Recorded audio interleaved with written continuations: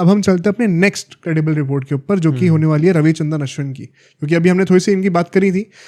अभी जो पॉडकास्ट उन्होंने निकाला उसमें उन्होंने एक फन कैजुअल वे में जोक करते हुए बोला कि भाई if you want to be traded to CSK तो मैं RR में रुकने को तैयार हूँ। एंड कहीं ना कहीं अभी बोला जा रहा है कि उन्होंने एक अर्जी दे दी है कि मैं अपना जो रोल है चेन्नई सुपर किंग्स के अकेडमी में वो भी रिट्रैक्ट कर लूँगा, क्योंकि अगर मैं यहाँ से ट्रेड ऑफ हुआ तो मुझे कहीं ना कहीं वो कॉन्फ्लिक्ट ऑफ इंटरेस्ट बन जाएगा। मान लो RR से खेलने और वो है वहाँ पे अकेडमी में इन्वॉल्व है, तो वो पॉसिबल नहीं है। ये क्रिक बज ने लिखी है, आप खुद जाके पढ़ सकते हैं इस चीज़ को, वंस अगेन अगर कोई क्रेडिबिलिटी सोर्स मांग रहा हो इस चीज़ का। अब देखो ये चीज़ फर्स्टली मुझे बहुत स्ट्रेंज लग रही है कि अश्विन CSK को छोड़ना चाहेंगे। मैं अभी हम लोग अश्विन के पूरे करियर के ऊपर एक डिटेल पॉडकास्ट निकालने वाले, उसके लिए मैं रिसर्च कर रहा था। तो उस टाइम पे एक चेन्नई सुपर किंग्स ने एक डॉक्यूमेंट्री टाइप की निकाली थी अश्विन के पूरे लाइफ के ऊपर, और उसमें उनके पेरेंट्स को भी इन्वॉल्व करा था, मतलब उनसे भी वो पूछते थे कि क्या सीन था, बिहाइंड द सीन्स क्या था। तो उसमें उन्होंने उस डॉक्यूमेंट्री के एंड में कहा था कि जब 2025 में फाइनली चेन्नई के उसमें वो सिलेक्ट हुए दोबारा ऑक्शन में, तो it was like a full circle moment. और अश्विन तो बहुत खुश थे, बट उनकी वाइफ और उनके पेरेंट्स भी बहुत खुश थे, क्योंकि CSK ही वो, मतलब उनकी पूरी फैमिली जेन्युइनली मानती है कि धोनी और CSK ही वो हैं जिन्होंने हमारे बच्चे को रिकग्निशन दी है, विच इज़ वेरी ट्रू। तो वो बहुत ग्रेटफुल है फ्रेंचाइज को लेके। उस सिचुएशन को सुनते हुए मुझे लगा कि यार अश्विन छोड़ना क्यों चाहेंगे। एंड थैंकफुली फिर कल उन्होंने खुद ही वीडियो निकाल दी है जिसमें उन्होंने थोड़ा बहुत एक्सप्लेन करा है कि मुझे अभी फ्रेंचाइज से कोई कम्युनिकेशन आया नहीं है। एंड वो बताते हैं, ये भी बहुत इंटरेस्टिंग इनसाइट है, पता नहीं वो क्यों अज्यूम कर रहे थे कि हम लोग को पता होगा पहले से, नहीं पता होता भाई ये सब। बट वो कह रहे थे कि जो 3 साल का कॉन्ट्रैक्ट होता है mega auction to mega auction का, वो ऐसा नहीं होता कि 3 साल का कॉन्ट्रैक्ट है, वो 1+1+1 होता है। अच्छा, तो हर साल के एंड में आप एक बार हर साल के एंड में आपको जो मैनेजमेंट है वहाँ से एक ईमेल आता है जिसमें वो बताते हैं कि अच्छा आपकी ये परफॉर्मेंसेस थी, हमारी ये एक्सपेक्टेशंस हैं, और हम आपको अगले साल के लिए दोबारा रिटेन करना चाहते हैं, आपको मिनी ऑक्शन में नहीं भेजेंगे। ओके। तो ये हर साल के बाद होता है। वो बता रहे थे कि RR में भी मेरे साथ हर साल के बाद होता था ये। तो अभी चेन्नई का मेरा 1 साल हो गया, अब नेक्स्ट ईयर क्या होगा उसके लिए मुझे अभी जो कम्युनिकेशन आना है मैनेजमेंट की तरफ से वो मुझे नहीं पता है। बट इन केस कुछ ऐसा है तो मैं ओपन हूँ उस चीज़ के लिए। मतलब अश्विन, क्योंकि वंस अगेन वो ज़बरदस्ती नहीं रुकेंगे। अगर मैनेजमेंट को लगता है कि यार अभी हम फिट नहीं बैठ रहे प्लान पे, तो he would be very respectful of that and वो खुशी खुशी निकल जाएंगे। मैंने भी जो रिपोर्ट पढ़ी उसके अकॉर्डिंग यही है कि वो वेट कर रहे इस टाइम पे कि CSK क्या बोलेगी, and he is very open to it कि अगर आपके हिसाब से मैं आपके प्लान में फिट नहीं बैठ रहा तो I am open to a move, मुझे प्रॉब्लम नहीं है उसमें। अब ये सोचने वाली बात है कि अश्विन को रिलीज करना क्यों चाह रहे होंगे, और अश्विन खुद ही कहते हैं कि पता नहीं रिपोर्ट्स आती कहाँ से, क्योंकि मेरे से तो कोई बात हुई नहीं है।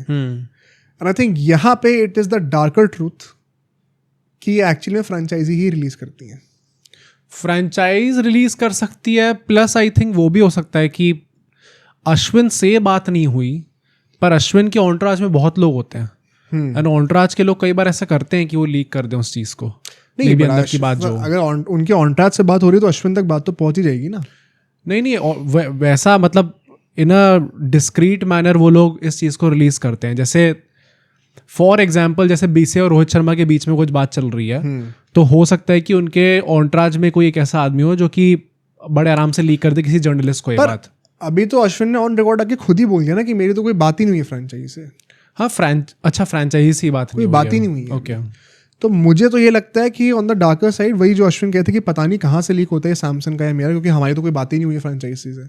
वो अपने एस्पेक्ट में बिल्कुल सही है, बट ये चालूबंदी फ्रेंचाइज करती हैं। हाँ, मैंने ये भी सुना है कि अश्विन जो है वो पर्सनली थोड़ा हर्ट थे उस चीज़ से जो लास्ट सीजन हुआ था, जब उनके एकदम से उनके यूट्यूब चैनल को लेके बहुत बात हो गई थी कि इनको वीडियोस नहीं बनानी चाहिए, जिसके चलते उन्होंने फिर बाद में वीडियो निकाल के बोला था कि मैं going forward in this season अब CSK को लेके वीडियो नहीं बनाऊंगा क्योंकि कॉन्फ्लिक्ट ऑफ इंटरेस्ट होगा।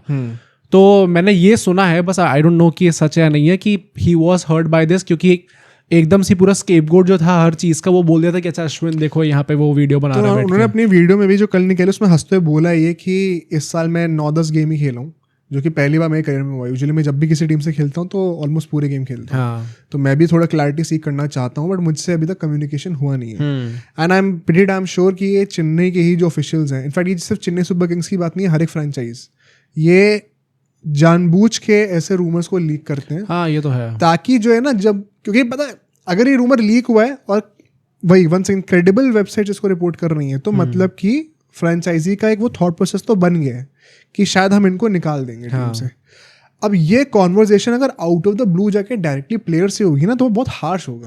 तो एक सॉफ्ट लॉन्च इसको दे दिया कि आप ऐसे रूमर स्प्रेड कर दो ताकि प्लेयर के दिमाग में पहले से वो प्रिपेयर्ड है कि अच्छा ऐसी बातें निकल के आ रही हैं, हो सकता है कॉन्वर्जेशन हो मेरे से।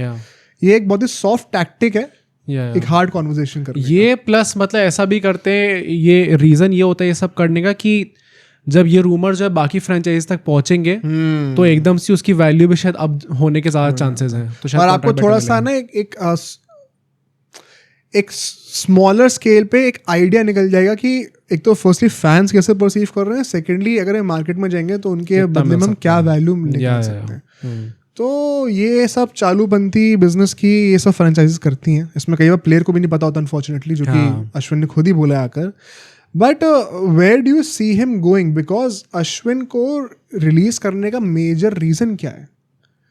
9.75 करोड़ कुछ के देखो 10 करोड़ के आसपास थे रफली, 10 मान लो चलो, एट 38 तो मैक्स टू मैक्स वो ये साइकिल खेलेंगे। उसके बाद वो पता नहीं कितना कंट्रीब्यूट करेंगे, प्लस परफॉर्मेंस अनफॉर्चुनेटली इतनी अच्छी नहीं थी।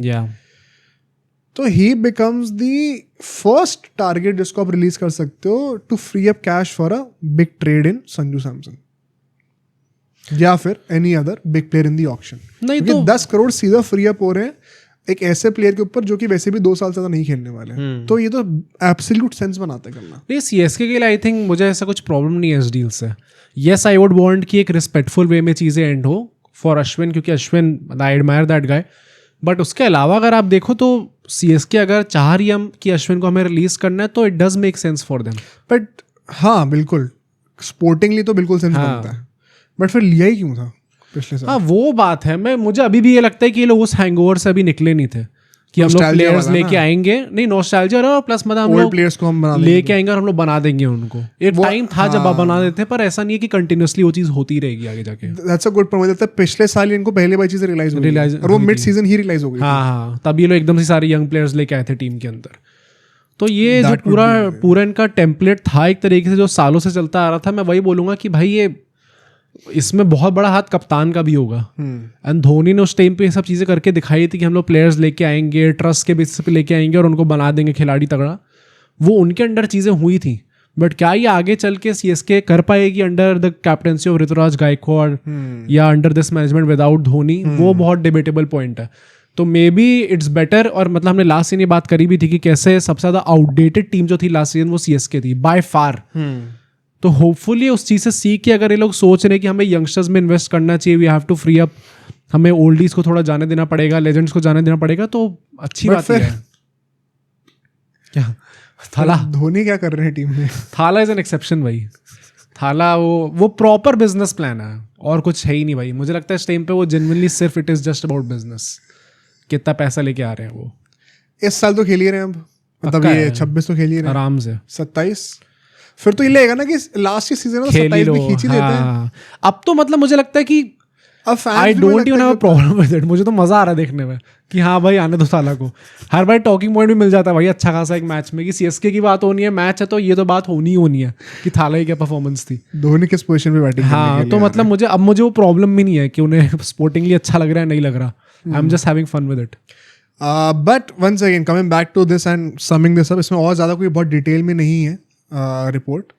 बट अगर 10 करोड़ फ्री अप होते हैं, अभी चेन्नई और भी कुछ प्लेयर्स को रिलीज करने का सोचिए ताकि कुछ कैश का एक पूल बन जाए, उसको हम अभी नेक्स्ट सेगमेंट में कवर करेंगे, जो स्पेकुलेटिव रूमर्स उसमें। But do you think this is the right direction? For sure भाई, फॉर श्योर।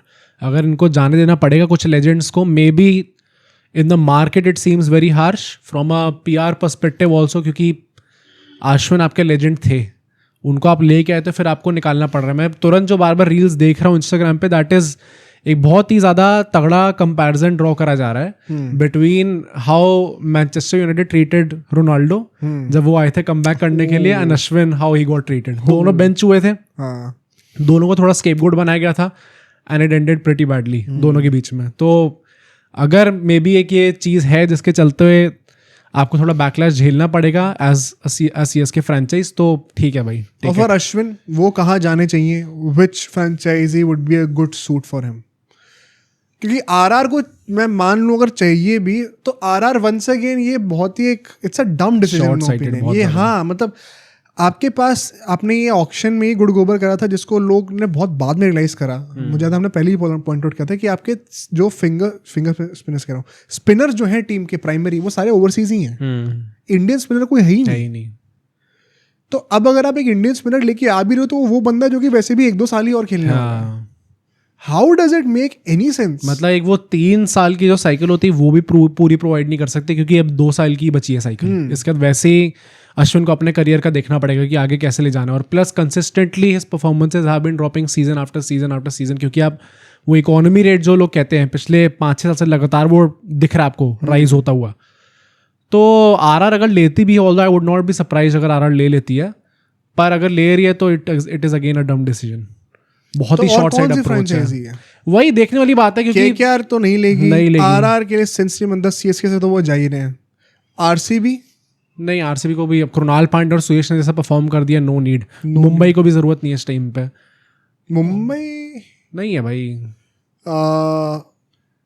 सैंडर और अल्लाह गजनफर दोनों ओवरसीज हैं। पर वो तो उनके पास ओवरसीज स्लॉट बहुत खाली है भाई। सारे तो इंडियन ही भरे सारे इंडियन ही हैं। चलो हाँ। और जीटी को इस टाइम पे जरूरत नहीं है, राशिद खान है वहाँ पे। साई किशोर, राशिद खान। हाँ है। पंजाब को क्या इस टाइम पे जरूरत है स्पिनर की?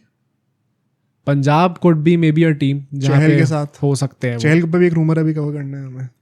आई थिंक पंजाब कुड, क्योंकि मैक्सवेल की कमी तो थोड़ी महसूस हुई थी। हाँ बट वो ये कि कहाँ खेलेंगे फिर, चहल और अश्विन दोनों, ये तो आरआर वाला ही सीन हो जाएगा दोबारा। और बैटिंग भी उन्हें लंबी चाहिए होती है पंजाब में, तो थोड़ा देखने वाला है नहीं। वो तो नंबर 9 तक बैटिंग रख रहे थे बीच में। हाँ और फिर अर्शदीप सिंह भी आएंगे। तो फिर 2 ही स्पॉट्स बच रहे हैं, मतलब एक इम्पैक्ट प्लेयर को मिला देते। मुश्किल है टाइम, मुश्किल है थोड़ा एडजस्ट करना, गिवन द फिलॉसफी थोड़ा सा मुश्किल है एडजस्ट करना। डीसी में भी आपके पास अक्षर पटेल, कुलदीप, उनके तो सॉर्टेड है भाई, उनका बहुत आराम से। विघ्नेश कह रहा हूँ, सॉरी क्या नाम था उसका जो तीसरा इनका स्पिनर आया था तगड़ा निकल के?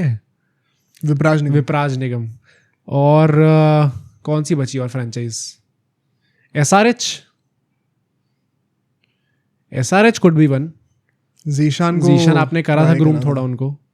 हाँ भाई एसआरएच शायद हो सकती है एक टीम, शॉर्ट टर्म के लिए एक एक्सपीरियंस मिल जाए कुछ। हाँ मे बी एसआरएच। और दूसरी टीम तो और कोई नहीं दिख रही इस टाइम पे जो हो। मे बी मतलब एसआरएच भी मे बी है। हाँ मतलब नीड नहीं है। तो अश्विन का स्टॉक्स गिर रहे हैं तो काफी, पर ये तो एक्सपेक्टेड था ही, होना ही था अश्विन के स्टॉक्स। कितना मैक्स लग रहा है प्राइस? 3-4 करोड़? हाँ मे बी 5 के आसपास आई थिंक। उससे ज्यादा तो मुझे नहीं लग रहा देखने में। Last auction was a big surprise. 10 crore तक बहुत, हाँ बहुत बड़ा मजा आया था देख के।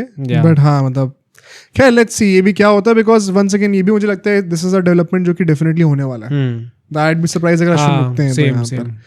अब सोचो अगर एक क्लिप इतनी बढ़िया थी तो पूरा का पूरा पॉडकास्ट कितना बढ़िया होगा। तो अगर आपको इसी क्लिप का पूरा पॉडकास्ट देखना है तो यहाँ पे क्लिक करिए, और अगर आपको ऐसे ही और क्लिप्स बिंज वॉच करनी है तो यहाँ पे क्लिक करिए।